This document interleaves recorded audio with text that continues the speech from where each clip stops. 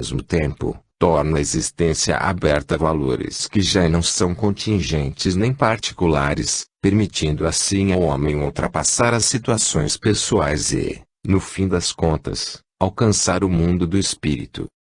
Não nos cabe desenvolver aqui todas as consequências da relação entre o conteúdo e as estruturas do inconsciente, por um lado, e os valores da religião, por outro. O objetivo dessa alusão foi mostrar em que sentido mesmo o homem mais francamente religioso partilha ainda, no mais profundo de seu ser, de um comportamento religiosamente orientado.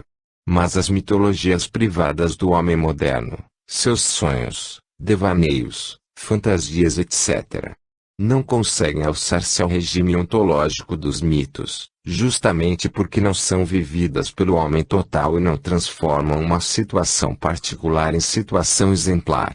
Do mesmo modo que as angústias do homem moderno, suas experiências oníricas ou imaginárias, ainda que religiosas do ponto de vista forma ele, não se integram, como entre homo religiosus, numa concepção do mundo e não fundam um comportamento. Um exemplo nos permitirá perceber melhor as diferenças entre as duas categorias de experiência. A atividade inconsciente do homem moderno não cessa de lhe apresentar inúmeros símbolos, e cada um tem uma certa mensagem a transmitir, uma certa missão a desempenhar, tendo em vista assegurar o equilíbrio da psique ou restabelecê-lo. Conforme vimos, o símbolo não somente torna o mundo aberto, mas também ajuda o homem religioso a alcançar o universal. Pois é graças aos símbolos que o homem sai de sua situação particular e se abre para o geral e universal. Os símbolos despertam a experiência individual e transmudam em ato espiritual, em compreensão metafísica do mundo. Diante de uma árvore qualquer, símbolo da árvore do mundo e imagem da vida cósmica, um homem das sociedades pré-modernas é capaz de alcançar a mais alta espiritualidade. Ao compreender o símbolo, ele consegue viver o universal. E a visão religiosa do mundo e a ideologia que o exprime que lhe permitem fazer o frutificar essa experiência individual, abri-la para o universal. A imagem da árvore é ainda muito frequente nos universos imaginários do homem moderno ou religioso, constitui um marco de sua vida profunda, do drama que se desenrola no inconsciente que diz respeito à integridade de sua vida psíquico-mental e, portanto, à sua própria existência. Mas enquanto o símbolo da árvore não desperta a consciência total do homem, tornando aberto ao universal, não se pode dizer que o símbolo desempenhou completamente sua função.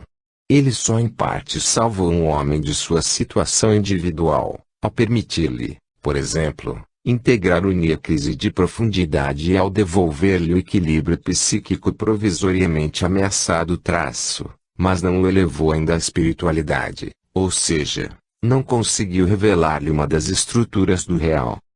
Este exemplo basta, parece-nos, para mostrar em que sentido o homem religioso das sociedades modernas é ainda alimentado e ajudado pela atividade de seu inconsciente, sem que por isso alcance uma experiência e uma visão do mundo propriamente religiosa.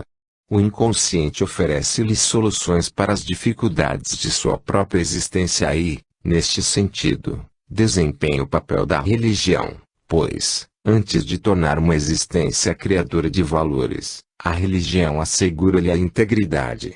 De certo ponto de vista, quase se poderia dizer que, entre os modernos que se proclamam religiosos, a religião e a mitologia estão ocultas nas trevas de seu inconsciente, o que significa também que as possibilidades de reintegrar uma experiência religiosa da vida jazem, nesses seres, muito profundamente neles próprios.